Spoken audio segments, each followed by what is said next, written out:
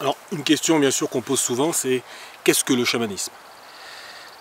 Donc, une des réponses qu'on peut donner, hein, si on le compare par exemple aux religions, c'est de dire que le chamanisme n'est surtout pas une religion. Le chamanisme, c'est une forme de spiritualité. Une forme de spiritualité où l'on considère que le monde dans lequel on vit n'est pas simplement matériel, mais aussi spirituel. Donc, c'est-à-dire qu'on a, voilà, on a des êtres vivants, mais on a aussi des esprits. On a sous forme d'âme, sous forme d'énergie, qui sont en permanence avec nous. Et le chamanisme, voilà, c'est le fait de considérer que ces deux mondes, spirituel et matériel, coexistent et sont intimement imbriqués. Et donc de favoriser l'harmonie entre les deux. Donc de faire circuler les énergies, de rétablir des équilibres, etc., etc. Donc voilà une des définitions. Le chaman, lui, il pourrait être défini comme la personne, hein, un homme, une femme, qui est capable d'agir aussi bien dans le monde matériel que dans le monde spirituel, dans le monde des esprits. Donc quelqu'un qui peut aussi bien sur Terre voilà, déplacer des objets, soigner un arbre, etc., que dans le monde des esprits, dialoguer avec eux, établir des courants d'énergie, chasser des entités, voilà. Cette personne a cette habilité. C'est quelqu'un qui a quand même des capacités très utiles pour le groupe, hein, puisque voilà, dès qu'il y a un déséquilibre qui apparaît, il va être capable d'identifier pourquoi, voire de rétablir la situation. Voilà, Donc on parle souvent par exemple de l'histoire des faiseurs de pluie en Chine, hein, qui ont disparu avec Mao, mais qui commencent à réapparaître un petit peu. Et donc voilà, et le faiseur de pluie, tel que l'expliquaient les Occidentaux au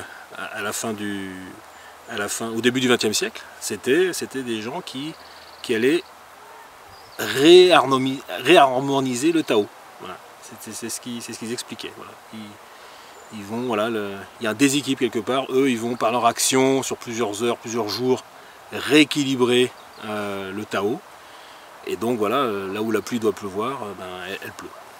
Donc les soins chamaniques, ça va être justement de demander au chaman d'intervenir, hein, dans une problématique que rencontre la personne. Alors cette problématique, voilà, c'est des choses voilà, qui aujourd'hui ne trouvent pas de réponse, hein, dans notre société. Hein. Donc c'est voilà, des événements qui se répètent, hein, le malheur qui apparaît dans une famille, qui se répète de génération en génération, hein, des événements dont on ne comprend pas le sens, hein, alors qu'on pense que tout va bien, on a un travail, on est marié, et puis tout à coup il se passe des choses, on ne sait pas ce que c'est. Voilà, donc plein de choses comme ça qui ne trouvent pas de réponse, hein, dans nos sociétés. Dans le monde chamanique, ou dans la vision chamanique du monde,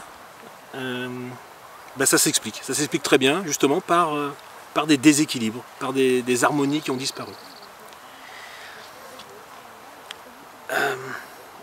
Nous, en tant qu'êtres humains, donc on est des êtres humains, donc voilà, biologiques, hein, vivant sur Terre, mais on n'est pas que de la biologie. Hein. On est aussi une âme incarnée dans ce corps.